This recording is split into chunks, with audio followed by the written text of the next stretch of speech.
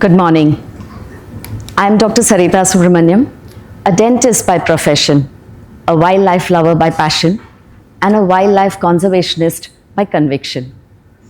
Over the last 3 decades, my husband and I, we've traveled across the country in search of elusive and common wildlife. A few years ago, we decided to give back to nature. I knew from my professional training that if I had to work in wildlife conservation, I would have to go to the root cause of the issues and provide simple yet practical solutions. Obviously, I didn't become a wildlife conservationist from being a dentist overnight. That took several years. But I learned to fight for wildlife.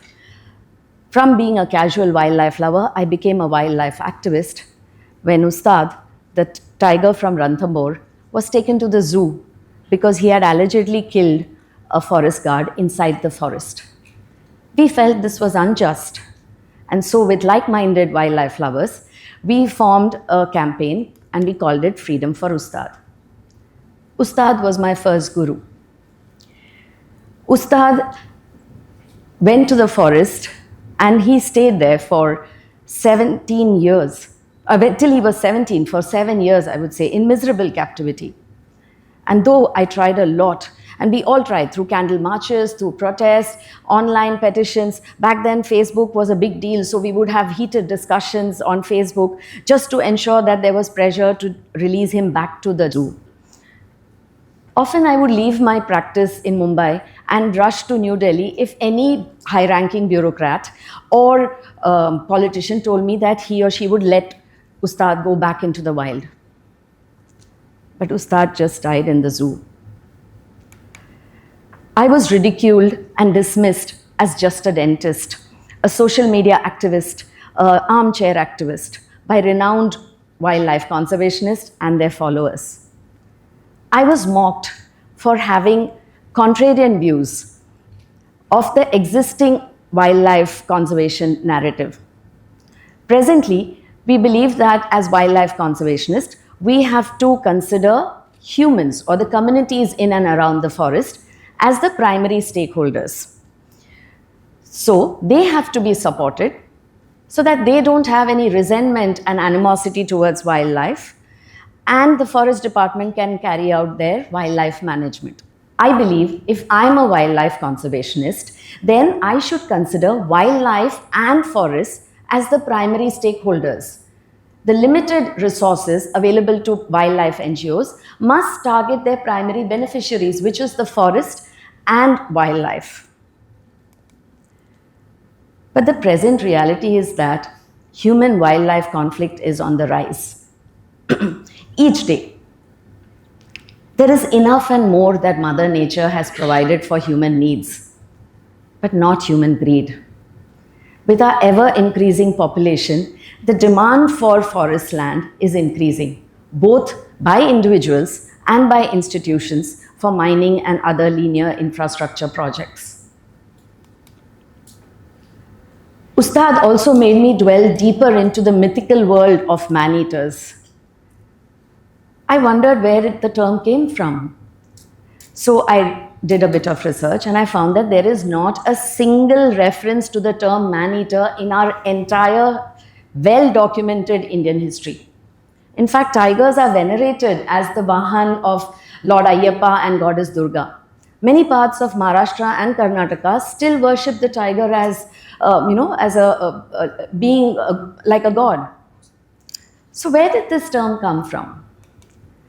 I believe it's a colonial construct, a term coined by the British profit-driven companies which came to India, destroyed our forests to grow cash crops like tea and coffee. They brought in a lot of migrants, plantation workers. The migrants didn't have the sensibilities of the locals around these forested areas. So any big predator which was considered a threat to the migrants was quickly declared as a man-eater and ordered to be hunted or eliminated by the British Wildlife Warden. It was also the British Wildlife Warden who would give the hunting permits because the Britishers had got the thrill of shikar, aping the Maharajas and Nawabs of India. hunting continued. The British left India, but they left in 1947 when India gained independence, but for another 25 years, hunting continued unabashedly in India till the then Prime Minister, Mrs. Indira Gandhi, till 1972, when Mrs. Indira Gandhi, the late Prime Minister, she banned hunting in India through the promulgated Act of 1972 Wildlife Protection Act. Now, why do I say that the British wildlife wardens or the hunters who became writers and wrote books about man-eaters, they all got it wrong? Because it is not until 2009 that tiger stripe markings were known to us. The Indian wildlife scientist, Dr. Ullas Karant, and his partner discovered that tiger stripe markings are as unique as the human fingerprint. No two tigers have the same stripe markings, which is why this is Munna, the tiger from Kanha Tiger Reserve, who was hugely popular because he had markings on his forehead which looked like CAT, cat. After the 1972 ban on hunting, hunting would still continue, but certain endangered species like tigers, lions, leopards, wolves, elephants, they were considered endangered and given the highest protection under the WPA and classified as Schedule 1 animals. The British left, but the colonial legacy continues even today because there is only one person in the country who can actually declare a Schedule 1 animal to be removed from the wild or even eliminated. And that is that state's chief wildlife warden.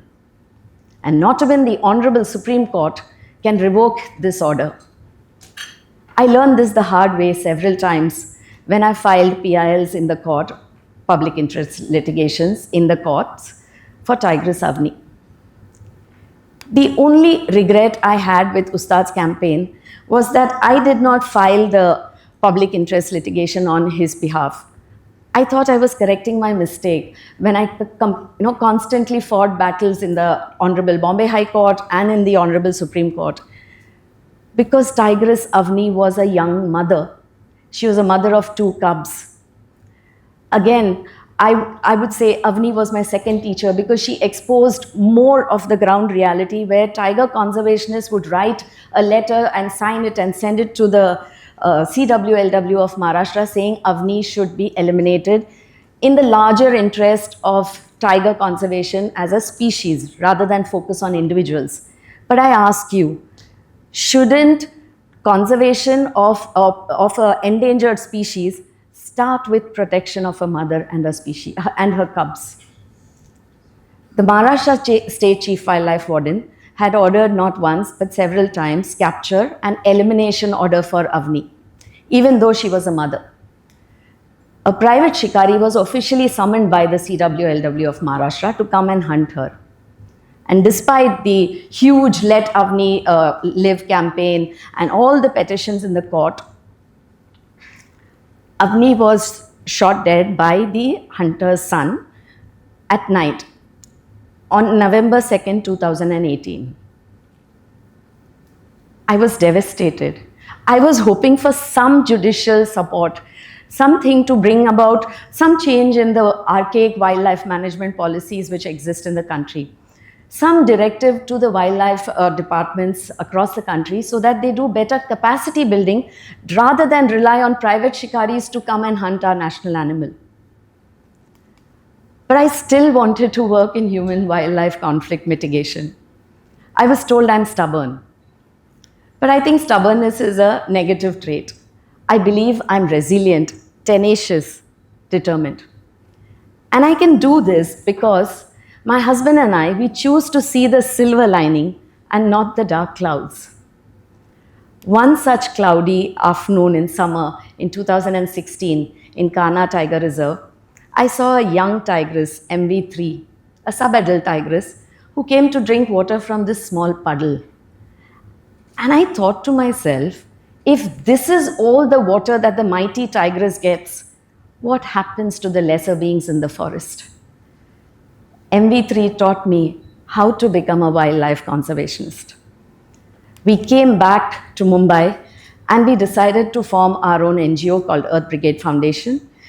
The initiative to provide drinking water for wild animals inside the forest is called Project Aquarius. And we believe that we found our life's purpose, to provide drinking water for the animals inside the safety and security of the forests. After all, water is the essence of all life beings. We ourselves had gone through the sustainable path because we had bought a small parcel of barren land, and we, as weekend organic farmers, we grow and eat our own rice for the last 20 years. Why did we choose sustainable path? Because most of the forest departments back then were providing drinking water for wildlife through diesel water tankers and diesel generators. The question in your mind right now should be, why does forest department or Sarita need to provide water? We all know that Indian summers are torrid and water scarcity is a reality we are facing. What we fully don't know is that there's a huge water crisis inside the forest too. Many parts of our forest are dry and there is no water for animals to drink in summers. Traditionally, the animals would migrate from one part of the forest to another part of the forest, instinctively. But the human juggernaut of development and progress is blocking these migratory corridors, and the animals face a do-or-die situation in the forest. So in search of water and food, the wild herbivores go outside the safety of the forest towards human settlements. And when that happens, the prey, or the predator also follows its prey, and the human-wildlife conflict escalates and goes out of control. So we wanted to address the water issue through Project Aquarius. But unfortunately for me, I had a huge health crisis within few days of forming our NGO. I was mostly bedridden. I had mobility issues. I was in a lot of pain and agony, and I couldn't resume my dental practice. And I couldn't play my favorite sport, badminton. I thought it was a curse. In hindsight, I think it was a blessing from the universe, because now I could focus on Project Aquarius. So Project Aquarius addresses the issue of providing drinking water through solar-powered pump set installations. This provides drinking water for the animals in a reliable and predictable manner. They don't need to go outside the forest, which means the human-wildlife conflict has got minimized. Less roadkills, less wildlife-related accidents because they are not going outside the forest. Because of the provision of water, the forest department is able to do better watershed management, better grassland management. There is enhanced biodiversity in a sustainable, natural way without us even planting a single sapling. We also helped in climate mitigation. Now, why did we choose solar energy? Solar energy is sustainable, renewable, non-polluting, and the solar installations are low maintenance too. More importantly, solar energy is abundantly and freely available in India, especially in summer months when it is needed most in the forests. With the blessings of wildlife lovers, family, friends, and also conscientious forest officials, our NGO did the first solar installations in Hulikatte in Bandipur Tiger Reserve in Karnataka. 75 different wildlife Indian photographers helped us organize a wildlife photography exhibition at the prestigious Jahangir Art Gallery in Mumbai. And we raised funds and we donated more pump set installations in Bandipur, some in Brahmapuri division in Maharashtra, and few in Pench, Madhya Pradesh, Pench Tiger Reserve in Madhya Pradesh. Soon the requests from many more forest departments started coming in, and I'm proud to say that Project Aquarius, from January 2018 when we did our first installation to January 2026, we have done 205 solar installations in 8 different states, different topography, different terrain, 30 different forests, of which 23 are tiger-dominated landscapes. Project Aquarius also addresses 4 UN Sustainability Development Goals: clean water, clean energy, life on land, and mitigation of climate change. Because we have changed the modality of drinking water provision from the fossil fuel based diesel water tankers to the solar energy based pump set installations, we have saved the national exchequer several lakhs of rupees it would have otherwise spent on fuel, maintenance, salaries, etc. Because the trucks are not moving inside the forest, we have minimized carbon emission to several lakh pounds. Extrapolating the data, the benefit of the 205 installations inside the forest is equivalent to us having planted 20,000 plus fully mature trees doing carbon sequestration for us and giving the much needed oxygen. Of course, from April 2024 to 2025 December, we have won 7 awards. And we are truly grateful to them, all the organizations, because it has helped bring the problem of water scarcity inside the forest and the need to address it to the common people. Project Aquarius has shown how direct wildlife conservation is a scalable and replicable model.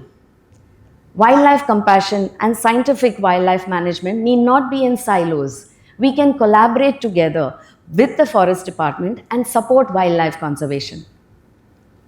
I would urge the policy makers in the country to get rid of the policy paralysis that exists in the country. I would urge that wildlife conservation be a mandate in CSR so that more corporates can support directly in wildlife conservation. After all, we have a collective responsibility in protecting India's natural heritage. I want you to remember MV3, the tigress who made me a wildlife conservationist. A few years after I saw her, she was seen with her first litter of cubs next to a water body supplied through our NGO. Life comes a full circle. This is our duty towards Mother Nature. And I am only paying the tuition fees for everything she has taught me. I leave you with a video which shows elephants drinking water from a water body supplied by our NGO. This is what makes everything worthwhile. Thank you. Jai Hind.